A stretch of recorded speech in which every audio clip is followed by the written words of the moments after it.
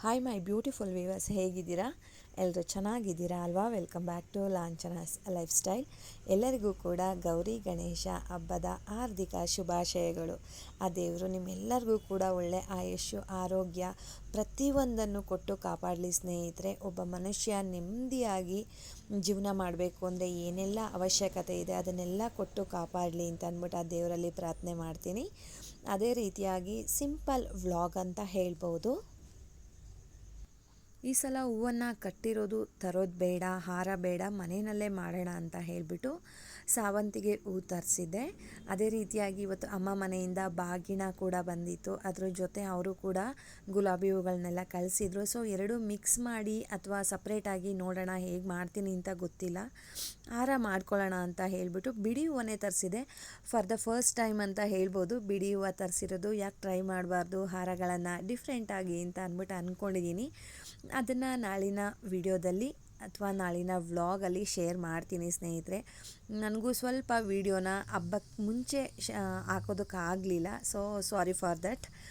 ಅದೇ ರೀತಿಯಾಗಿ ಸ್ವಲ್ಪ ಎಮರ್ಜೆನ್ಸಿಗೆ ಸೊಪ್ಪುಗಳು ಖಾಲಿಯಾಗಿತ್ತು. ಹಬ್ಬ ಈ ಸಲ ಇಲ್ಲೇ ಮನೆಯಲ್ಲೇ ಮಾಡ್ತಾಯಿದ್ದೀವಿ. ಅತ್ತಿಗೆ ಊರಿಗೆ ಹೋಗೋಕ್ಕಾಗಲಿಲ್ಲ, ಅದೊಂದು ಬೇಜಾರಿದೆ. ಅಲ್ಲಿ ಹೋದರೆ ಏನು ಅಂತ ಹೇಳಿದ್ರೆ ಪುರೋಹಿತರನ್ನೆಲ್ಲ ಕರೆಸ್ತಾರೆ, ತುಂಬ ಚೆನ್ನಾಗಿ ಗೌರಿ ಪೂಜೆ ಮಾಡಿಸ್ತಾರೆ. ಸೊ ಎಷ್ಟು ಜನಕ್ಕೆ ಸಿಗುತ್ತೆ ಅಲ್ವಾ ಗೌರಿ ಪೂಜೆ ಮಾಡೋದು. ಸೊ ಅದು ಈ ಸಲ ಮಿಸ್ ಆಯಿತು. ಪ್ರತಿ ವರ್ಷ ಹೋಗ್ತಾ ಇರ್ತೀನಿ, ಬಟ್ ಈ ವರ್ಷ ಮಿಸ್ ಆಯಿತು. ಅದಕ್ಕೆ ಸ್ವಲ್ಪ ಬೇಜಾರಿದೆ.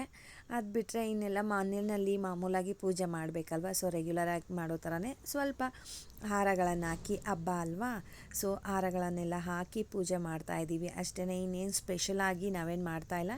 ನಾವೇನು ಗೌರಿ ಗಣೇಶನೇನು ಕೂರಿಸಲ್ಲ ಸ್ನೇಹಿತರೆ.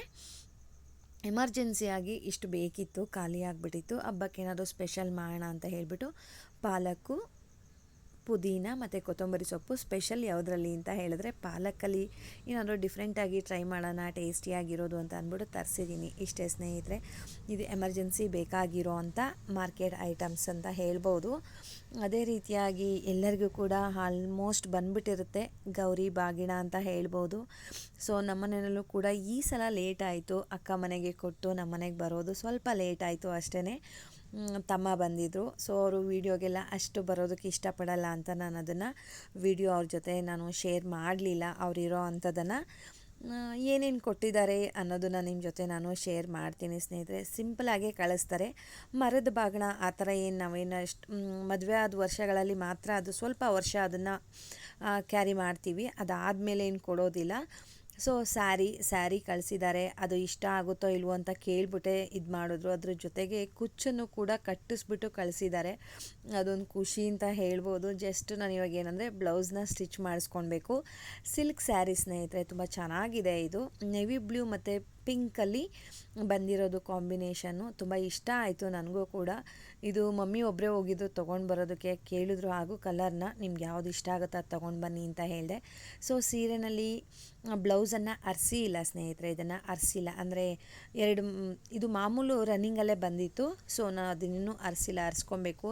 ಕುಂಕುಮ ಕೊಡಬೇಕಾದ್ರೆ ಅರಿಸ್ಬಾರ್ದು ಅಂತ ಹೇಳ್ಬಿಟ್ಟು ಅದನ್ನು ತೆಗೆದಿಲ್ಲ.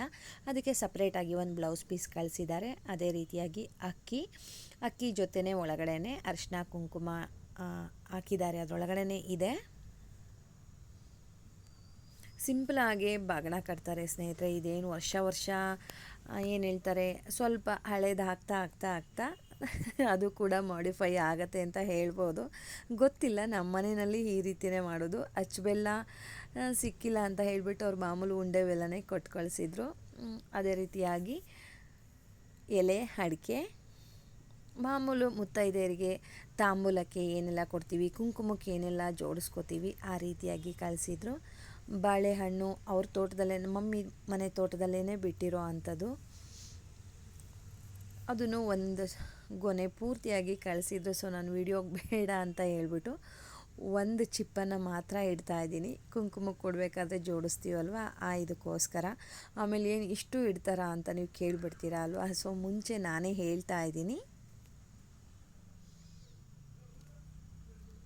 ಯಾರಾದರೂ ನಿಮಗೆ ಯಾವ ರೀತಿಯಾಗಿ ಬಾಗಿನ ಕಳಿಸಿದ್ದಾರೆ ನಿಮ್ಮ ಮನೆಯಲ್ಲಿ, ನನಗೂ ಒಂದು ಕ್ಯೂರಿಯಾಸಿಟಿ ಇರುತ್ತೆ ಅಲ್ವಾ, ತಿಳ್ಕೊಳ್ಬೇಕು ಅಂತ. ಕಮೆಂಟ್ ಮಾಡಿ ನೋಡೋಣ, ಶೇರ್ ಮಾಡ್ಕೊಳ್ಳೋಣ ಹೇಗಿದೆ ಐಡಿಯಾಸ್ ಅಂತ ಹೇಳಿಬಿಟ್ಟು ಅಷ್ಟೇ. ಇನ್ನೇನು ಹೊಸ ಥರ ಅಂತೂ ಏನೂ ಇಲ್ಲ ಸ್ನೇಹಿತರೆ. ಇದ್ರ ಜೊತೆ ಹೂವು ಕೂಡ ಕಳಿಸಿದ್ರು, ಮನೆಯಲ್ಲಿ ಜಾಸ್ತಿ ಹೂವು ತೊಗೊಂಡು ಬಂದಿದ್ರು ಅಂತ ಸ್ವಲ್ಪ ಜಾಸ್ತಿನೇ ಕಳಿಸಿದ್ರು. ಸೊ ಅದಕ್ಕೆ ನಾನು ಈ ಸಲ ಮನೆಯವ್ರಿಗೆ ಹೇಳ್ಬಿಟ್ಟು, ನೀವು ಜಾಸ್ತಿ ತೊಗೊಂಡು ಬರಬೇಡಿ, ಮನೆಯಲ್ಲೂ ಕಳಿಸಿದ್ದಾರೆ ಅಂತ ಹೇಳಿಬಿಟ್ಟು ಬರೀ ಸಾವಂತಿಗೆ ಹೂವನ್ನು ತರಿಸಿದೆ. ಸೊ ರೋಸಲ್ಲಿ ಮಿಕ್ಸಲ್ಲಿ ಕಳಿಸಿದ್ರು. ಇದರಲ್ಲೂ ಕೂಡ ಏನಾದರೂ ಟ್ರೈ ಮಾಡೋಣ, ಡಿಫ್ರೆಂಟಾಗಿ ಈ ಸಲ ಹಾರಗಳು ಮನೆಯಲ್ಲಿ ಇರ್ತೀನಲ್ವ ಅಂತ ಹೇಳಿಬಿಟ್ಟು, ಕಂಟಿನ್ಯೂಸ್ ಹಾಲಿಡೇಸ್ ಬಂದಿರೋದ್ರಿಂದ ಸೊ ಮನೆಯಲ್ಲೇ ಇರ್ತೀನಲ್ಲ, ಹಾರ ಮಾಡೋಣ ಅಂತ ಹೇಳಿಬಿಟ್ಟು ಹಾರ ತರಿಸಿಲ್ಲ. ಇದ್ರ ಜೊತೆ ಅಮೌಂಟು ಕೂಡ ಕೊಡ್ತಾರೆ ಸ್ನೇಹಿತರೆ ನಮ್ಮ ಮನೆಯಲ್ಲಿ. ಅವಳಿಗೆ ಸೀರೆ ಇಷ್ಟ ಆಯಿತೋ ಇಲ್ವೋ, ಹೇಗಿರುತ್ತೋ ಏನು ಅಂದ್ಕೊತಾರೋ, ಅಥವಾ ಇಷ್ಟ ಆಗಿದ್ದು ತೊಗೊಳ್ಲಿ ಅಂತ ಹೇಳ್ಬಿಟ್ಟು ಕೊಡ್ತಾರೆ. ನಾನು ಇದನ್ನು ಕೂಡ ಅಷ್ಟೇ, ಬಾಗಿಣದಲ್ಲಿ ಬಂದಿರೋ ದುಡ್ಡು ಇದು ಮತ್ತು ಅದಕ್ಕೆ ಕೊಡ್ತಾರೆ, ಕುಂಕುಮ ಕೊಡ್ತಾರೆ ಅಲ್ವಾ. ಈ ಗೌರಿ ಹಬ್ಬದಲ್ಲಿ ಹೆಣ್ಮಕ್ಳಿಗಂತೂ ಕೊಟ್ಟೇ ಕೊಡ್ತಾರೆ, ಯಾರಾದರೂ ಸರಿ, ತವ್ರ ಮನೆ ಅಂತಲೇ ಏನಿಲ್ಲ. ಸೊ ಆ ದುಡ್ಡನ್ನೆಲ್ಲ ನಾನು ಒಂದು ಕಡೆ ಸೇರಿಸ್ಕೊಂಡು ಅದಕ್ಕೇನಾದರೂ ಒಂದು ಆ ವರ್ಷದ್ದು ಅಂತೇಳಿ ನೆನಪಾಗಿ ತೊಗೋತೀನಿ ಸ್ನೇಹಿತರೆ. ಒಂದು ವರ್ಷ ಲೈಟಿಂಗ್ದು ಫೋಟೋಸ್ ಬರುತ್ತಲ್ಲ ದೇವ್ರದ್ದು, ಆ ರೀತಿಯಾಗಿ ಮಾಡಿಸ್ಕೊಂಡಿದ್ದೆ. ಪ್ರತಿ ವರ್ಷ ಒಂದೊಂದು ಏನಾದರೂ ಒಂದೊಂದು ಮಾಡಿಸ್ಕೋತಾ ಇರ್ತೀನಿ. ಕೆಲವೊಂದು ವರ್ಷ ಮಧ್ಯದಲ್ಲಿ ಮಿಸ್ಸಾಗಿ ಹೋಗ್ಬಿಟ್ಟಿದೆ, ಹಿಂಗೆ ಏನಕ್ಕಾದ್ರೂ ಬಳಸ್ಕೊಂಡ್ಬಿಟ್ಟಿರ್ತೀನಿ ಅಂತ ಅಂದ್ಕೊಂಡಿದ್ದೀನಿ. ಅದಾದಮೇಲೆ ಸ್ವಲ್ಪ ಐಡಿಯಾ ಬಂದಮೇಲೆ, ಅಯ್ಯೋ ಹೌದಲ್ವ, ಎಷ್ಟಿದ್ರೂ ಬಳಸ್ಕೊಂಡ್ಬಿಡ್ತೀವಿ ದುಡ್ಡನ್ನು, ಅದಕ್ಕೆ ನೆನಪಾರ್ಥವಾಗಿ ಏನಾದರೂ ತೊಗೊಳ್ಬೋದಲ್ಲ ಅಂತ ಅಂದ್ಬಿಟ್ಟು ಆ ವರ್ಷದಿಂದ ಏನಾದರೂ ಒಂದೊಂದು ತೊಗೊಳ್ತಾ ಬರ್ತೀನಿ. ಸೊ ಅದೇ ರೀತಿಯಾಗಿ ಮತ್ತು ಅಮೌಂಟ್ ಎಷ್ಟಿದೆ ಅಂತ ನೀವು ಕೇಳಬೇಡಿ, ಅದು ಹೇಳೋದಕ್ಕಾಗೋದಿಲ್ಲ ಸ್ನೇಹಿತರೆ. ನೋಡೋಣ, ಗೆಸ್ ಮಾಡಿ ಎಷ್ಟು ಇರಬಹುದು ಅಂತ ಹೇಳಿಬಿಟ್ಟು. ಅದೇ ರೀತಿಯಾಗಿ ನಾನಿಲ್ಲಿ ಸುಮಾರು ಒಂದು 1/4 kg ನಾನು ಡಬ್ಬದಲ್ಲೇ ಹಾಕಿ ಬಿಟ್ಬಿಟ್ಟಿದ್ದೆ ಹೆಸರು ಕಾಳನ್ನು. ಅದರಲ್ಲಿ ಎಲ್ಲೋ ಒಂದು ನನಗೆ ಆ ಕಪ್ಪುದು ಹಾರುತ್ತಲ್ಲ, ಅದು ಹುಳ ಥರ ಕಂಡುಬಿಡ್ತು. ಯಾಕೆ ಸುಮ್ಮನೆ ಒಂದು ಕಾಯಿತು ಅಂದರೆ ಇನ್ನೆಲ್ಲದಕ್ಕೂ ಸ್ಪ್ರೆಡ್ ಆಗಿಬಿಡುತ್ತೆ ಅಂತ ಹೇಳಿಬಿಟ್ಟು ನಾನೇನು ಮಾಡಿದೆ, ನಾನು ನೈಟೆಲ್ಲ ಕ್ಲೀನ್ ಮಾಡಿಬಿಟ್ಟು ಅದನ್ನು ನೆನೆಸ್ಬಿಟ್ಟು ನೀರನ್ನೆಲ್ಲ ಬಸ್ಬಿಟ್ಟು ಇಟ್ಟಿದ್ದೆ. ಅದು ಚೆನ್ನಾಗಿ ಕುರುಮೊಳಕೆ ಅಂತ ಹೇಳ್ತೀವಲ್ವ, ಅಷ್ಟು ಬಂದಿತ್ತು ಸ್ನೇಹಿತರೆ. ಸುಮಾರು ಕಾಳುಗಳು ಸಿಕ್ಕಿತ್ತು. ಹತ್ತತ್ರ ಒಂದು 1/4 kg ಅಂದರೆ ಅರ್ಧ kg ಕಡಿಮೆ ಇತ್ತು ಕಾಳು, 1/4 kg ಜಾಸ್ತಿ ಇತ್ತು. ಒಂದು 2-3 ಸಲ ನಾನು ಉಪಯೋಗಿಸ್ಕೊಂಡಿದ್ದೆ ಮೊಳಕೆ ಕಟ್ಬಿಟ್ಟು. ಬೆಳಗ್ಗೆ ಟೈಮ್ನಲ್ಲಿ ನಾನು ಬಿಸಿ ನೀರು ಜೊತೆಲಿ ಇದು ಸ್ವಲ್ಪ ಮೆಂತ್ಯ ಏನಾದರೂ ತಿಂತಾ ಇರ್ತೀನಿ, ಡ್ರೈ ಫ್ರೂಟ್ಸ್ನ ನೈಟು ನೆನೆಸಿ ಆ ಥರ. ಸೊ ಇದನ್ನು ಸ್ವಲ್ಪ ಒಂದು ವಾರ ಕಂಟಿನ್ಯೂಸ್ ಆಗಿ ಒಂದು ಒಳ ಮುಷ್ಟಿ ಅಂತೀವಲ್ವ, ಅಷ್ಟು ತಿನ್ನಬೇಕು ಸ್ನೇಹಿತರೆ. ಸ್ಪ್ರೌಟ್ಸ್ ಇದೆ ಅಂತ ಹೇಳಿ ಜಾಸ್ತಿ ತಿನ್ನಬಾರ್ದು. ಸೊ ಒಳ ಮುಷ್ಟಿ ಅಂದರೆ ಸ್ವಲ್ಪ ಬರುತ್ತೆ, ಅಷ್ಟನ್ನು ಮಾತ್ರ ತಿನ್ನಬೇಕು ನಮ್ಮದು ದಿನದ ಡಯಟಲ್ಲಿ ಅಂತ ಹೇಳ್ತಾರೆ. ಸೊ ಅವಾಗಿಂದ ನಾನು ಕೂಡ ಅದನ್ನು ಫಾಲೋ ಮಾಡ್ತೀನಿ. ಅದಕ್ಕೆ ಉಪ್ಪು ಖಾರ ಏನು ಮಸಾಲೆ ಏನು ಹಾಕೋದಕ್ಕೆ ಹೋಗೋದಿಲ್ಲ ನಾನು. ಜಸ್ಟ್ ಅಷ್ಟು ತಿಂದ್ಬಿಟ್ಟು ಬಿಸಿ ನೀರು, ಸ್ವಲ್ಪ ಮೆಂತ್ಯ ನೆನೆಸಿರ್ತೀನಿ, ಆಲ್ರೆಡಿ ಶೇರ್ ಮಾಡಿದ್ದೀನಿ ನಿಮ್ಮ ಜೊತೆ, ಅದನ್ನು ತಿಂತೀನಿ. ಇನ್ನು ಮಿಕ್ಕಿದ್ದು ಗೊಜ್ಜಾಗ್ಬೋದು ಅಥವಾ ಇದರಲ್ಲಿ ಕಟ್ಲೆಟ್ ಥರ ಮಾಡ್ತೀನಿ ಸ್ನೇಹಿತರೆ, ತುಂಬ ಚೆನ್ನಾಗಿರುತ್ತೆ. ಹೆಸರು ಕಾಳಿನ ಕಟ್ಲೆಟ್ಟು ಸಕ್ಕ ಟೇಸ್ಟಿಯಾಗಿರುತ್ತೆ. ಆ ರೆಸಿಪಿ ನಿಮ್ಮ ಜೊತೆ ಶೇರ್ ಮಾಡ್ತೀನಿ, ಯಾಕಂದರೆ ಇಷ್ಟು ವೇಸ್ಟ್ ಆಗಬಾರ್ದು, ಏನಾದರೂ ರೆಸಿಪಿಗಳನ್ನು ಮಾಡಿಬಿಡೋಣ ಅಂತ ಹೇಳ್ಬಿಟ್ಟು ಒಂದು ನೆನೆಸ್ಬಿಟ್ಟಿದೆ. ಸೊ ಎಲ್ಲ ಕುರುಮೊಳಕೆ ಬಂದಿದೆ, ಚೆನ್ನಾಗಿದೆ. ಇದರಲ್ಲಿ ಕಟ್ಲೆಟ್ ಮಾಡಿದ್ರೆ ಈ ಸೈಡ್ ಡಿಶ್ ಆಗಲಿ, ಮಕ್ಕಳಿಗೆ ಸ್ನ್ಯಾಕ್ಸಿಗಾಗಲಿ, ತಿಂಡಿಗೂ ಕೂಡ ಇದನ್ನು ಕಳಿಸ್ಬೋದು, ಅಷ್ಟು ರುಚಿಯಾಗಿ ಚೆನ್ನಾಗಿರುತ್ತೆ. ಆ ರೆಸಿಪಿ ಕೂಡ ನಿಮ್ಮ ಜೊತೆ ಶೇರ್ ಮಾಡ್ತೀನಿ. ಅದೇ ರೀತಿಯಾಗಿ ಮನೆ ಒಳಗಡೆ ಕೆಲವೊಂದು ಗಿಡಗಳನ್ನು ಬೆಳೆಸಬೇಕು ಅಂತ ಅಂದ್ಬಿಟ್ಟು ಹೇಳಿದರು. ನಾನು ಕೇಳಿದೆ ಸುಮಾರು, ನಾನು ಮೊಬೈಲ್ ನೋಡಬೇಕಾದ್ರೆ ಎಲ್ಲ ಸುಮಾರು ವೀಡಿಯೋಸ್ ಅದೇ ಬರ್ತಾ ಇತ್ತು. ಅದಕ್ಕೆ ನಾನು ಟ್ರೈ ಮಾಡೋಣ ಅಂತ ಹೇಳಿಬಿಟ್ಟು ಮೀಶೋಯಿಂದ ನಾನು ಪ್ರಾಡಕ್ಟನ್ನು ತರಿಸಿದೆ. ನಾನಿದು 100 ಸಮಥಿಂಗ್ ಕೊಟ್ಟಿದ್ದೀನಿ ಅಂತ ಅಂದ್ಕೊಳ್ತಾ ಇದ್ದೀನಿ ಸ್ನೇಹಿತರೆ. ಇದು ಎಕ್ಸಾಕ್ಟಾಗಿ ಗೊತ್ತಿಲ್ಲ, ನಾನು ಮರ್ತುಬಿಟ್ಟಿದ್ದೀನಿ. ಇದು ಆಲೇ ಬಂದೊಂದು ವೀಕ್ ಆಯಿತು ಅನ್ಕೋತೀನಿ. ನನಗೆ ವೀಡಿಯೋನಲ್ಲಿ ಶೇರ್ ಮಾಡೋಕ್ಕಾಗಿರಲಿಲ್ಲ, ಮರ್ತೇ ಬಿಟ್ಬಿಟ್ಟಿದೆ. ಇದನ್ನು ಓಪನ್ ಕೂಡ ಮಾಡಿ ನೋಡಿರಲಿಲ್ಲ, ಅದು ಏನಾಗಿದೆ ಹೇಗಿದೆ ಅಂತಲೂ ನೋಡಿರಲಿಲ್ಲ. ಇದು ಒಳಗೆ ಬೆಳೆಸೋ ಪ್ಲ್ಯಾಂಟಿಗೆ ಯೂಸ್ ಮಾಡೋ ಅಂಥ ಪಾಟು ಮತ್ತು ಪ್ಲೇಟ್ ಎರಡೂ ಬಂದಿದೆ ಸ್ನೇಹಿತರೆ. ಓಕೆ ಅನ್ನೋ ಥರ ಇದೆ, ಏನು ಆ ಥರ ತುಂಬ ಚೆನ್ನಾಗಿಲ್ಲ ಅನ್ನೋ ಥರನೂ ಇಲ್ಲ, ತುಂಬ ಚೆನ್ನಾಗಿದೆ ಅನ್ನೋ ಥರನೂ ಇಲ್ಲ. ಆ ಪ್ಯಾಕಿಂಗ್ ಒಂದು ನನಗೆ ಇಷ್ಟ ಆಗಲಿಲ್ಲ. ಯಾಕೆ ಅಂತ ಹೇಳಿದ್ರೆ, ಇದು ಪ್ಲ್ಯಾಸ್ಟಿಕ್ ಇರೋದ್ರಿಂದ ಅದು ಒಂಥರ ಪ್ರೆಸ್ ಆಗುತ್ತೆ. ಈ ರೊಟ್ಟಿನ ಡಬ್ಬ ಪ್ರೆಸ್ ಆಗಿ ಏನಾಗಿದೆ, ಈಗ ಜಾಸ್ತಿ ಗುಡ್ಸ್ ಇದರಲ್ಲಿ ಹಾಕ್ಕೊಂಬರ್ತಾರೆ ಅಂತ ಹೇಳ್ತಾರಲ್ವ ಪಾರ್ಸಲ್ ಬರಬೇಕಾದ್ರೆ. ಸೊ ಅದು ಪ್ರೆಸ್ ಆಗಿ ರೌಂಡ್ ಶೇಪ್ ಇರೋದು ಓವೆಲ್ ಶೇಪ್ ಆಗೋಗ್ಬಿಟ್ಟಿದೆ. ಸೊ ಅದನ್ನೇ ಮತ್ತೆ ಹೇಗೆ ಸರಿ ಮಾಡ್ಕೊಬೇಕು ಅಂತ ಗೊತ್ತಿಲ್ಲ. ಬಿಸಿಲಲ್ಲಿಟ್ಟರೆ ಸರಿ ಹೋಗುತ್ತೆ ಅನ್ನೋದು ಒಂದು ಐಡಿಯಾ ಇದೆ. ಪ್ಲ್ಯಾಸ್ಟಿಕ್ ಇರೋದ್ರಿಂದ ಚೆನ್ನಾಗಿ ಬಿಸಿಲು ಕಾಯಬೇಕಾದ್ರೆ ಇಟ್ಬಿಟ್ರೆ, ಸೊ ಅದು ಸ್ವಲ್ಪ ಬಿಸಿಗೆ ಸ್ವಲ್ಪ ಅದು ಇದೇ ಥರ ಅನಿಸ್ತಾ ಇರ್ತಲ್ವ, ಮೆತ್ತವಾಗುತ್ತಲ್ವ, ಆವಾಗ ರೌಂಡ್ ಶೇಪ್ ಬರುತ್ತೆ ಅಂತ ಅಂದ್ಬಿಟ್ಟು ನಾನು ಅಂದ್ಕೊಂಡಿದ್ದೀನಿ. ನೋಡಬೇಕು ಸ್ನೇಹಿತರೆ.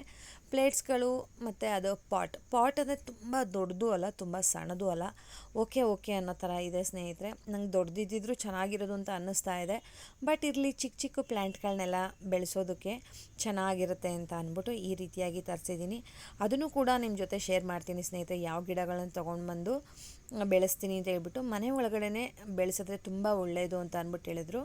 ಮತ್ತು ಆಕ್ಸಿಜನ್ ತುಂಬ ಚೆನ್ನಾಗಿ ರಿಲೀಸ್ ಮಾಡ್ತವೆ, ತುಂಬ ಒಳ್ಳೆಯದು ಮನೆ ಒಳಗಿದ್ರೆ, ಪಾಸಿಟಿವ್ನೆಸ್ ಜಾಸ್ತಿ ಇರುತ್ತೆ ಅಂತ ಹೇಳಿದ್ದಾರೆ. ನನಗೆ ಆ ರೀತಿಯಾಗಿ ಕೆಲವೊಂದನ್ನು ಫಾಲೋ ಮಾಡ್ತೀನಿ ಅಷ್ಟೇ ಸ್ನೇಹಿತರೆ, ಎಲ್ಲದನ್ನು ನಾನು ಫಾಲೋ ಮಾಡೋದಿಲ್ಲ.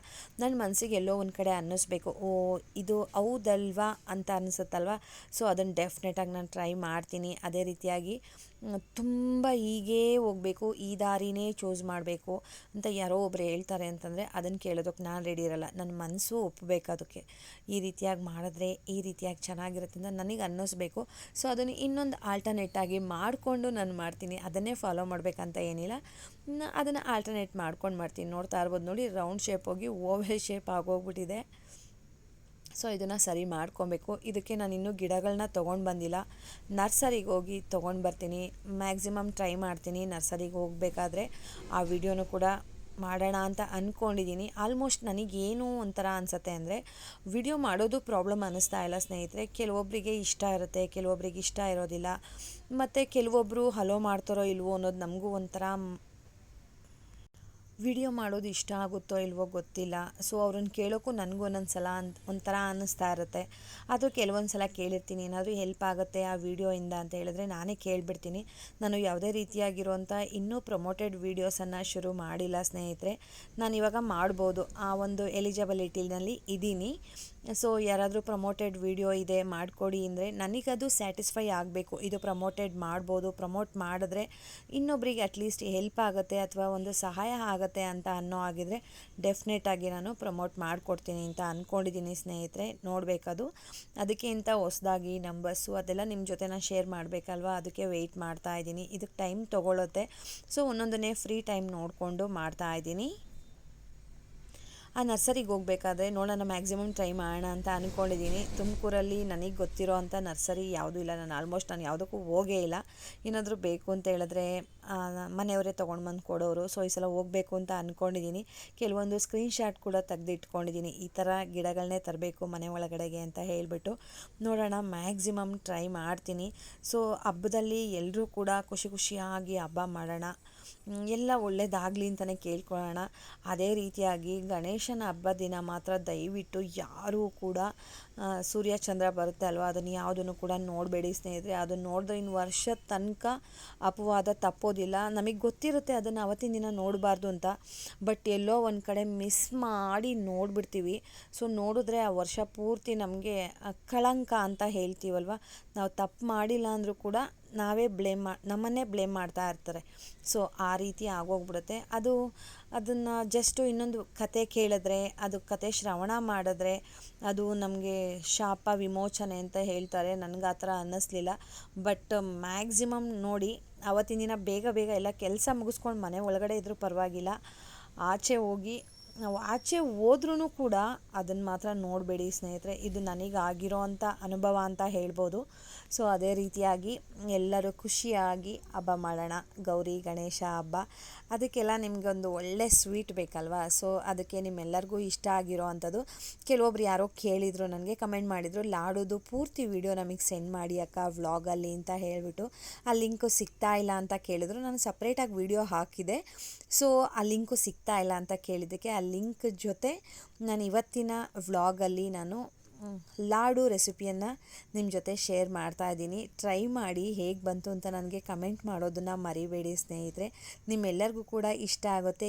ಈಸಿಯಾಗಿ ಮಾಡೋ ಅಂಥ ರೆಸಿಪಿ ಇದು, ತುಂಬ ಚೆನ್ನಾಗಿರುತ್ತೆ. ನಾನು ಮನೆಯಲ್ಲೇ ಆಲ್ಮೋಸ್ಟ್ ಎಲ್ಲ ಸ್ವೀಟು ಮಾಡೋದ್ರಿಂದ ನನಗಷ್ಟೇನು ಕಷ್ಟ ಅಂತ ಅನಿಸೋದಿಲ್ಲ. ಈ ವಿಡಿಯೋ ಒಂದಿಗೆ ನಾನು ಎಂಡ್ ಮಾಡ್ತಾಯಿದ್ದೀನಿ. ಹೋಗಿ ಬರಲಾ? ಬಾಯ್ ಸ್ನೇಹಿತರೆ. ಮೋತಿಚೂರ್ ಲಾಡು ಅಥವಾ ಲಾಡು ಅಂತ ಅಂದರೆ ಪ್ರತಿಯೊಬ್ಬರು ಕೂಡ ಇಷ್ಟಪಟ್ಟು ತಿಂತಾರೆ. ಯಾರೋ ಕೆಲವೊಬ್ಬರಿಗೆ ಇಷ್ಟ ಆಗಲ್ಲ ಅಷ್ಟೇ. ಬಟ್ ಆ ಒಂದು ರೆಸಿಪಿಯನ್ನು ಮನೆಯಲ್ಲೇ ಮಾಡಿ ರುಚಿಯಾಗಿ ತಿನ್ನೋದ್ರಲ್ಲಿ ಇದೆಯಲ್ಲ ಖುಷಿ, ಬೇರೆ ಯಾವುದೂ ಇಲ್ಲ ಸ್ನೇಹಿತರೆ. ತುಂಬ ಈಸಿ ಮೆಥಡಲ್ಲಿ, ತುಂಬ ಏನು ಹೇಳ್ತಾರೆ, ಈ ರೀತಿಯೂ ಮಾಡ್ಬೋದಾ ಅಂತ ನೀವು ಥಿಂಕ್ ಮಾಡೋದಕ್ಕೂ ಕೂಡ ಆಗೋದಿಲ್ಲ. ಸೊ ಆ ರೀತಿಯಾಗಿ ತುಂಬ ಈಸಿಯಾಗಿ ಲಾಡು ರೆಸಿಪಿಯನ್ನು ನಿಮ್ಮ ಜೊತೆ ಶೇರ್ ಮಾಡ್ತಾ ಇದ್ದೀನಿ.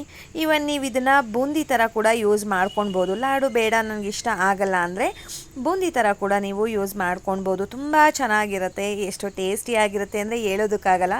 ಮಿಸ್ ಮಾಡದೆ ಈ ರೆಸಿಪಿಯನ್ನು ಟ್ರೈ ಮಾಡಿ. ಬನ್ನಿ ಹೇಗೆ ಮಾಡೋದು ಅಂತ ನೋಡ್ಕೊಂಡು ಬರೋಣವಾ.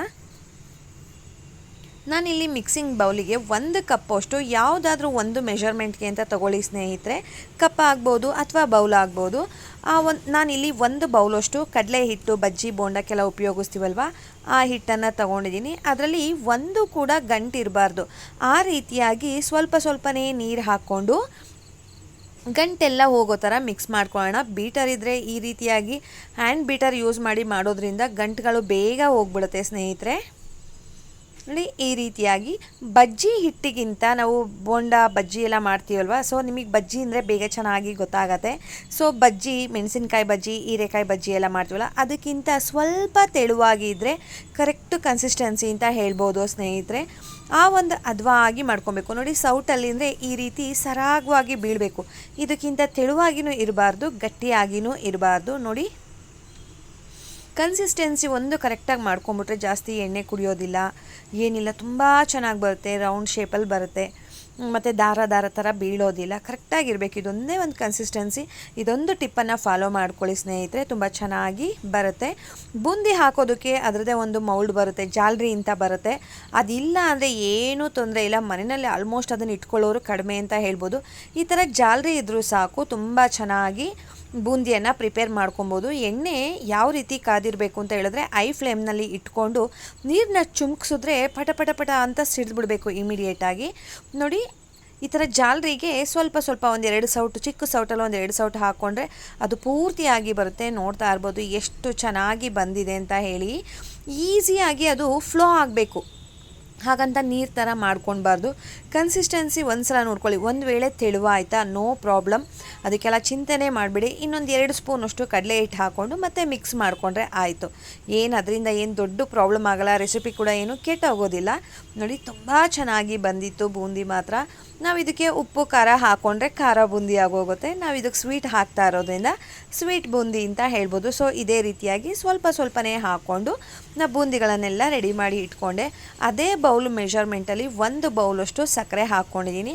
1/4 ಭಾಗ, ಅದೇ ಬೌಲಲ್ಲಿ 1/4 ಭಾಗ ನೀರನ್ನು ಹಾಕಿದ್ದೀನಿ. ಸ್ವಲ್ಪ ಇದು ಗಟ್ಟಿ ಪಾಕ ತೊಗೊಳ್ಬೇಕು.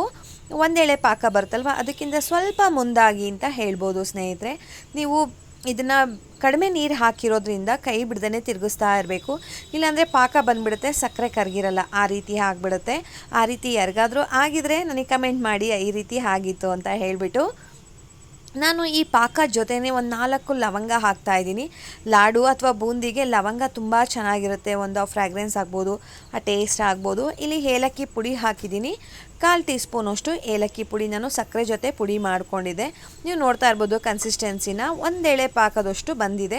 ಈ ಥರ ನೊರೆ ಬರೋದಕ್ಕೆ ಲೈಟಾಗಿ ಶುರುವಾಯಿದ್ರೆ ಕರೆಕ್ಟಾಗಿ 1 ಎಳೆ ಪಾಕ ಬಂದಿರುತ್ತೆ. ಈ ಟೈಮ್ನಲ್ಲಿ ಇದಕ್ಕೆ ಸ್ವಲ್ಪ ಫುಡ್ ಕಲರನ್ನು ಹಾಕ್ಕೊಳ್ಳೋಣ. ನಾನಿಲ್ಲಿ ಆರೆಂಜ್ ಕಲರ್ ಹಾಕ್ಕೊಂಡಿದ್ದೀನಿ.